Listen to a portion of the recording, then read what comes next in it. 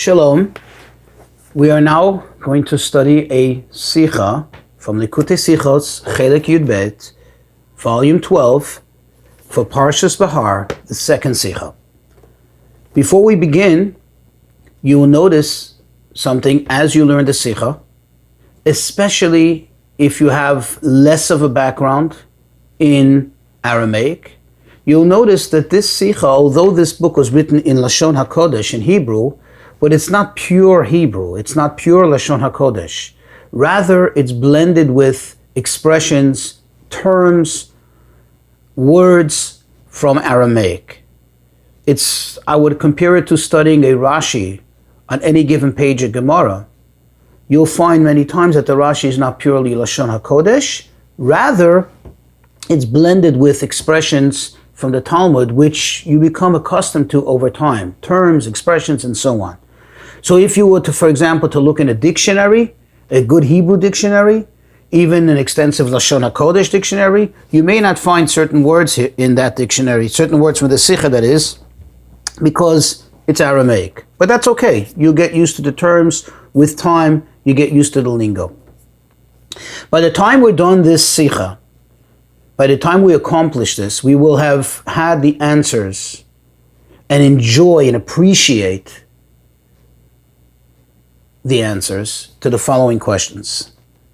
Number one, how does one categorize this prohibition of ribis, of not giving interest? Is it a monetary matter or is it a prohibition? What's the difference? What difference would that make? I'll give you an example. One is not allowed to steal. Say someone steals. What happens? They have obviously transgressed. They've committed a sin. Hashem says, do not steal. But now, at this point, what, according to the Torah, do they have to do? What do they owe to the other person besides an apology? What do they owe? They owe money, or the value of the item that they stole, or the item itself. But this becomes a monetary matter. This is an issue of money. Therefore, let's say, for example, the victim decides to forgive it, it's forgiven. So the question is, in this case, does it fall into that category of being a monetary matter? Or is it a prohibition when the Torah overrides any monetary issue that may be involved? We'll find out. Another very interesting thing, the Torah prohibits it. But I ask you the question, is it something that is inherently morally wrong? Is it a bad thing? I mean, all those banks out there, all the people that give loans with interest, are they bad people? Do we put them in the same category as thieves, as bandits? I don't know.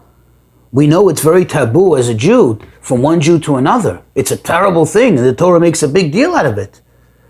But really, is it like a moral, ethical, debased idea to just say, look, I'm giving you money, and you're going to make maybe profit on that money? What's in it for me? We'll find out. Another thing, what happens if one did give a loan and he charged interest? And now, do you make him return it? Do you force him to return it? How about if he comes on his own and he wants to return it? Do we accept it back? Do we say, no, it's your money, keep it. You do tshuva, it's between you and God. How does this all work? And we're going to find out the answer to all these questions. What we're going to do is we're going to study some part inside, and part of it I'll discuss, and then we'll go and continue with some of the text inside. Let's start with Aleph. Kasuv v'Parsha.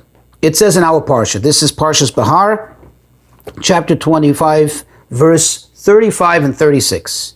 If your brother becomes destitute, he's in need of money, ger v'soishav v'chayimach. Whether it's a ger, a toishav means a resident, somebody who's allowed to live in Israel, v'chayimach, he should live with you, means you have an obligation to assist him, to support him, to see to it that he has the means to get by. However, al tikach me'itoy neshech v'tarbis, do not take from him any whatsoever The Torah calls it neshech, it's biting, because it bites, you don't feel it in the beginning. The tarbis, do not take ribis, do not take any interest. Upirshu chazal b'gemara. The Chachamim explain in the Gemara, our sages explain, Shema shenemar al tikach me'itoy neshech umarbis. That which it says in the verse, do not take from him any whatsoever type of interest, any whatsoever type of profit on the money that you're loaning the person, that you're helping them with. Koi, this is actually a Aramaic word, rak, only, exclusively, al achicha, on your brother. When you look in the verse, it mentions several people. It mentions your brother. It mentions a person living in Eretz Yisrael who has the right to live in Eretz Yisrael, who to a certain extent you're obligated to assist and to help and to see to it that he's able to live. But when the Torah prohibits us from taking interest, that only applies to your brother. V'loi al ger v'soishav, and not on the foreigner and the resident. And therefore, shelochein, if you look in the brackets, and that is actually the reason why nemar al tikach me'itoy, quote, the words al tikach me'itoy, do not take from him, beloshin yachid, it is said in singular form. It doesn't say do not take from them, do not charge them any interest. It says do not take from him. Veloy al tikach me'itam beloshin rabim. It doesn't say it in the plural form. Uma shenemar ger v'soishav, the fact that the Torah in the same verse includes the foreigner and the resident, hu rak le'inyan v'cheimach, that is exclusively for the positive matter of support him, help him live with you.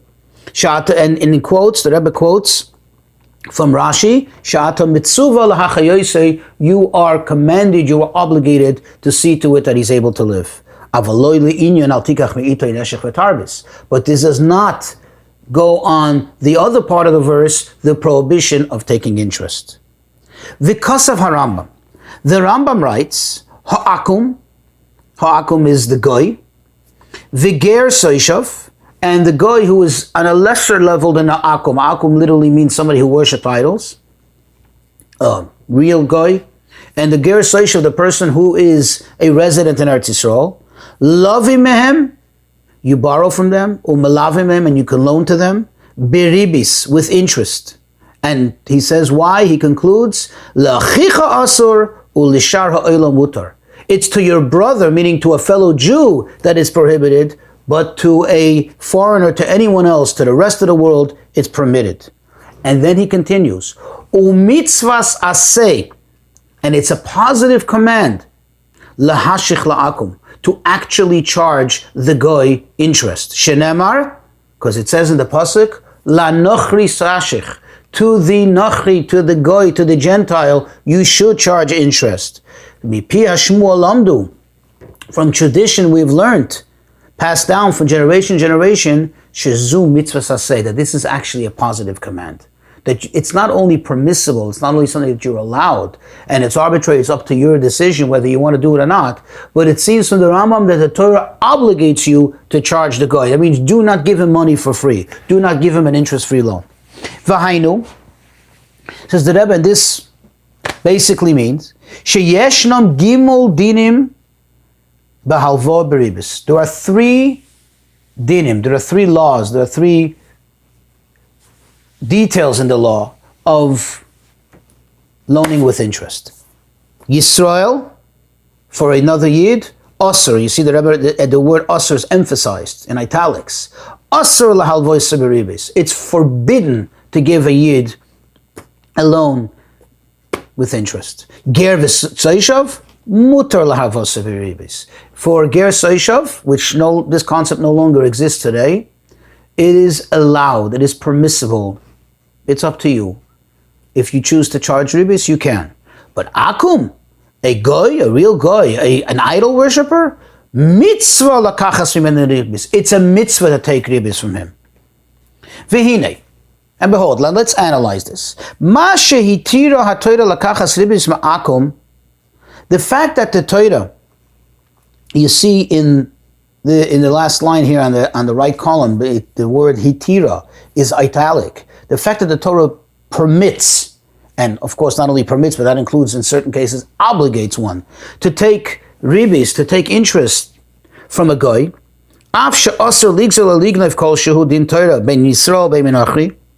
even though the rule in Shulchan Aruch and the Rambam and the Gemara is that it's forbidden to steal, to rob anyone, whether a Yid or a Goy. The notion that some have that you're allowed to steal from a Goy is absolutely wrong.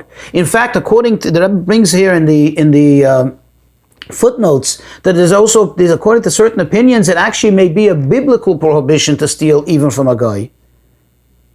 V'gam asur midiraisa l'ramis es b'nei adam and mekach hamemka. The Rebbe quotes here from the various sources, whether from Shulchan Aruch or the Rambam, that it's forbidden, and he puts it in parentheses, midiraisa, like I mentioned, according to some opinions, it's even biblical, a biblical prohibition to cheat, to steal from anyone.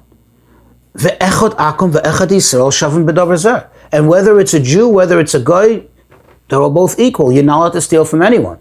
So from the fact that the Torah not only allows us, but like I said, in some cases actually obligates us to charge interest from a guy, already can tell us that this is not an issue of stealing. In other words, the reason why you're not allowed to charge a Yid interest is certainly not because it has some connection to thievery, to cheating him out of his money. Move on who? So it's understood. Ki shani ribis migezel. Shani means difference. In Hebrew it would be shoneh. Shani ribis migezel v'onah. That ribis is different than stealing and cheating somebody. Ukedeisa b'Gemara, like the Gemara says, that even by Jews, shegam bi Yisrael lo motzinu lemeila fa'isur delekichas ribis misurei gezel v'onah. That even by a Yid, you cannot learn out the prohibition. You cannot compare the prohibition of not charging interest from the fact that you're not allowed to steal or you're not allowed to cheat another Jew. Why? Because the Gemara says, Ma lahanach, what's for these? It means, what do we find? What is the unique characteristic of gezel and enov, stealing and cheating? Shekein shalom b'das. Because it's something that you do without the person's knowledge. You do it against their will. You do it without them knowing it. Typically when you steal from someone or one is cheated, the person who is doing it to the victim doesn't want the victim to know about it. But in this case, or as in the words of the Gemara, oino, in cheating somebody, lo yoda, he doesn't know about it. Gezel, when you go and you rob somebody, al karache shakli, you take it against the person's will. So in both cases, it's not with the person's consent. It's not with the person's awareness or positive awareness. Toimar beribis temidaitei noisanai. And the Gemara says, are you going to try to say the same? Are you going to try to compare it to ribis, to interest, which the person gives him on his own free will? In fact, in many cases, you say, please, give me a loan. I'm ready to pay whatever it takes. I need the money now. I need to invest. I need to pay a bill. I need to pay my mortgage, whatever it is. So you can't compare the two.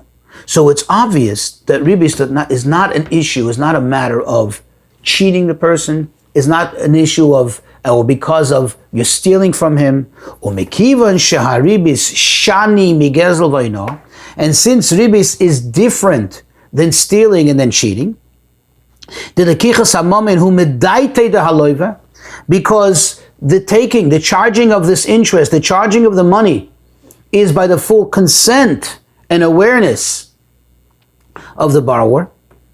Lochein osi shapir. Therefore, osi means it comes out, shapir means good.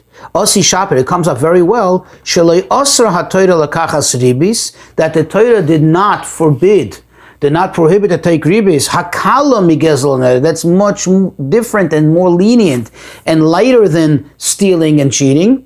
Elo me'achicha avaloi ma'akom v'ger toishav. And therefore it's understood and it can begin to make sense why the Torah prohibits it only from your brother. It's an exclusive prohibition for another Yid, from one Yid to another, but not from a guy. Because if in any way it had any whatsoever smell or remnant of stealing or cheating or being unfair, then the Torah would prohibit it. Like it does equally the prohibition of stealing from a Yid or a guy. Omnam, however, the fact that there is a positive command, as we quoted the Rambam earlier, to charge the goy, to take from the goy interest, tzarich bir. This needs a clarification. I can understand that you say, look, this is not really bad, this is not morally wrong, but you know what, for another yid, for family, I don't want you to do it. I can see, that is the distinction. But to turn around and say, listen, if he's outside of the family, if it's a non-yid, you not only are allowed to, but you have an obligation, this needs some clarification.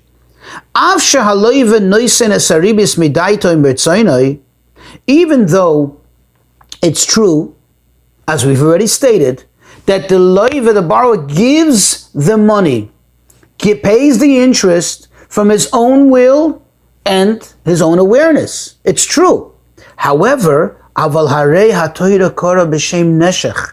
Torah gives it a very derogatory term. The Torah calls it neshech. It's a biting thing. There's a negative connotation in the way the Torah displays it, in the way the Torah portrays it. So how come it's allowed? Vav samach, the Rosh Tevis, v'soif soif. Bottom line, soif means at the very end. The bottom line, yesh bikulan, in all of them. And the Rebbe is quoting over here, the Rebbe is quoting the words of Rashi on the Gemara, that in all of them, all these three that the Gemara tried to compare, but said no, there are two separate categories, stealing and cheating versus charging interest. But the Gemara, Rashi just say, he has an interesting expression, bikulam, in all of them, there is a chesroin momoin shemechaseres chaveroi. You are actually making the person lose money. There's a diminishing of that person's fund. In order for you to receive the interest, that person has to be out a certain percentage of money. That's where they have a certain commonality. So yes, ultimately, it's not like stealing because, the person knows he's giving it and the person agreed to give it. The person signed that he will give it. But at a certain sense, at a certain level, says the Rebbe, soif, it still has some common thread with stealing, or it seems to have, with stealing, with cheating. Ve'im kein ma'u hatam shenitztavinu lechaser memonia shel akum al yedei neshech. And if so, and therefore, what is really the reason? And the Torah actually commands us, gives us a positive command according to the Rambam, to charge interest to the guy. So now, Oispace, chapter 2 and chapter 3, I'm actually going to paraphrase, okay, because it's an interesting analysis of two varying opinions, and we actually will see the common thread where they both agree, and the Rebbe will bring an amazing point out of it and really shed a lot of light on this whole idea, this whole concept of interest, what it's all about. There's an actual machloikis, there's a debate. What happens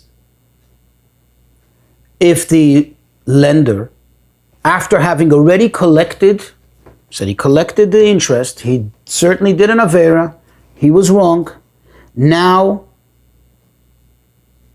he decides, I want to do tshuva. I want to be okay with God. So he comes to the borrower and he says, listen, I want you to forgive me that. I want you to forgive it. Does the borrower have the power to do so? Or let's say he still has the money and Bezdin found out. And Bezdin says to the Malva, come, the lender, you have to give him back that money. The Torah imposes an obligation to return those funds. It's not really yours. What happens if the borrower says, you know what, I forgive it. It's my money, I don't want it back. It's like, I consider it paid. Now, by the way, that does work if, let's say, I owe someone money. And I come to the person and say, I'd like to pay you. And he goes, no, I don't want to get paid. I can't force him to accept the money. It's his money. For all practical intents and purposes, if it was his money, he's not allowed to do it. You're not supposed to throw away a good thing. But he could have taken those dollar bills and burnt them. And no one can stop him because it's his money. So the question is, could the borrower just forgive it and that's it? There's a machlokas. The Geonim, and they're quoted by the Rambam, they say no.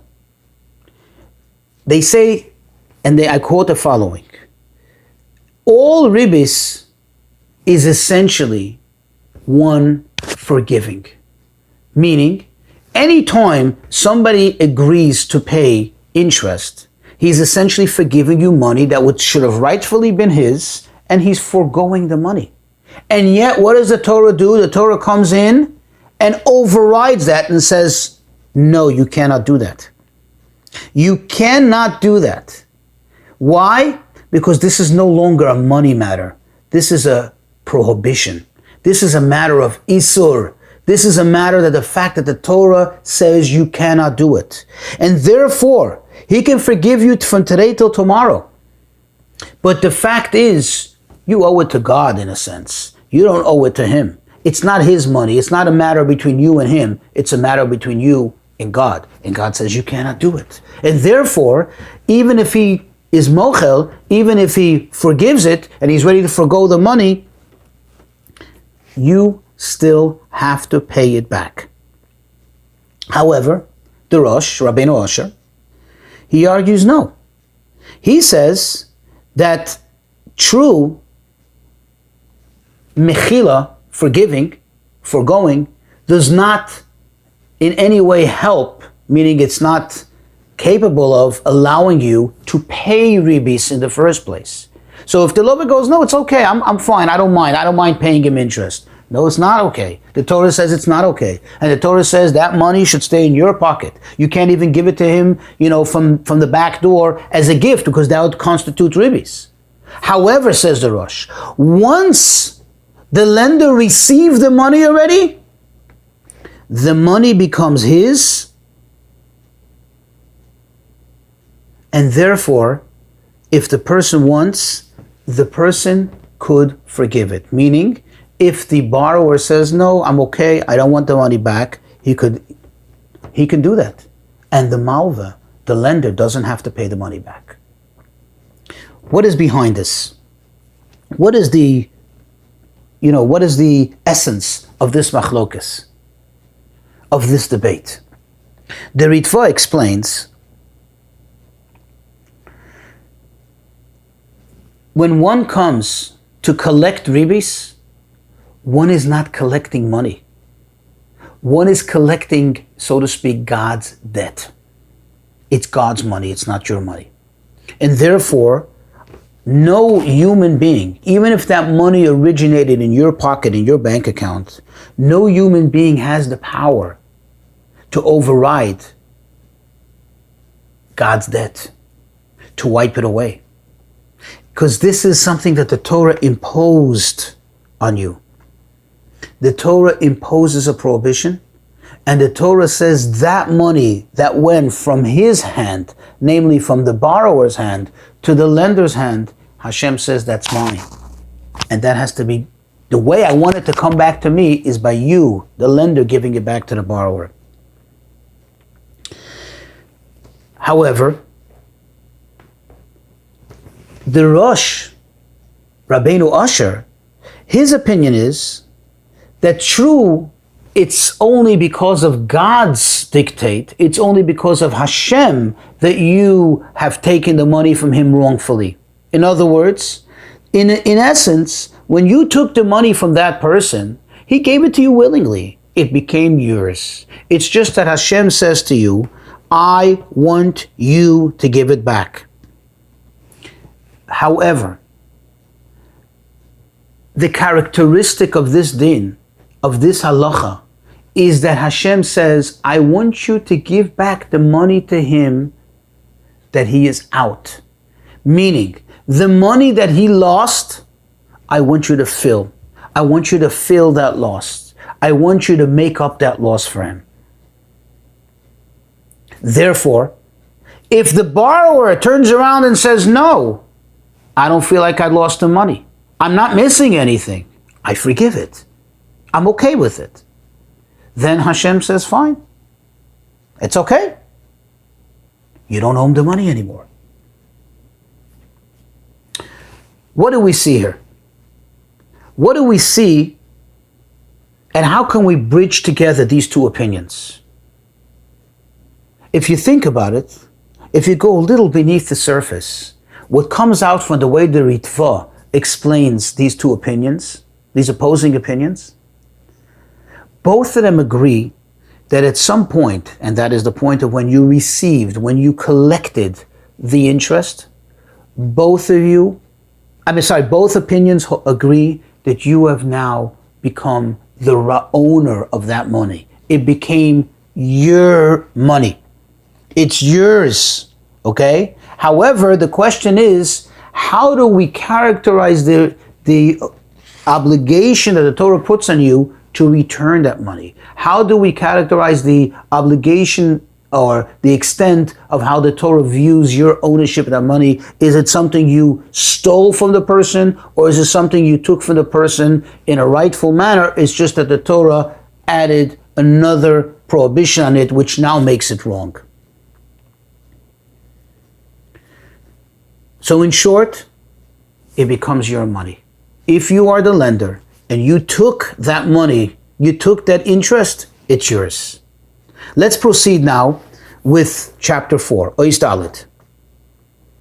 V'al pi zeh yesh levayer, according to this halachic analysis, according to this halachic explanation, yesh levayer, we can clarify, we can explain, b'pnimiyus ha'anyanim, in a more esoteric way of looking at it, prat b'din hachzoras ribis. You can actually explain a very interesting detail in this whole concept of returning money that was taken on interest. It says, hamalva beribis, somebody who actually loaned on ribis. Im bo lasis tshuva, if he comes to do tshuva, the person decided to change their ways, and they realize that this is wrong, and they want to make amends. Ulahachzir haribis, and to return the ribis, the rule is ein mikablim mimenu. You do not readily take it from him. The halacha Shulchan Aruch and Rambam is you don't take that money from him. You don't accept it. You go, no, it's not necessary. It's fine. Keep it. And although that we do not take the money back from him, chayav lahachzir, he, the person, is obligated to return it, lotzei sidei shamayim, to fulfill his obligation towards God. And however, midas chasidus. Midas chasidus means beyond the letter of the law.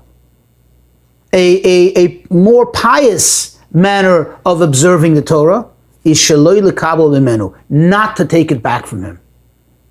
So you see, on the one hand, this guy wants to return it. Don't take it. Okay, don't take it. So he comes to his Rav, his Mashpia, who's directing him how to do tshuva, and he says, what do I do now? No, you got to push. Try to force him to take it back. Okay, so now he follows the halacha. He's trying to force him to take it back. Midas chasidus, don't buckle in. Don't buckle. Don't cave in. Don't take it back from him. Have him keep it. I mean, if the money is bad, the money is tainted, why would I have him keep it? Why would that be considered extra piety for him to be forced to hold on to the money? He's trying to give it back. He wants to get rid of it. He feels like he did wrong. V'habir b'zeh. What is the beer? What is the clarification? Omru Razal. The Chachamim tell us. HaTorah chosa al memoinam shel Yisrael. The Torah actually chosa, it has compassion on Jewish people's money. The Torah has rachmanis on Yiddish geld. Why? And that's why you find many times that the Torah tries to prevent a loss, even a minor monetary loss, tries to circumvent it in order for a Jew not to lose out money needlessly for no reason. What's the reason? Vahatam lozeh. What is the reason for this? Yeshloime could be said. Pei samach dalet psak din. It's an actual halacha. Kol ma'asecha l'shem shamayim.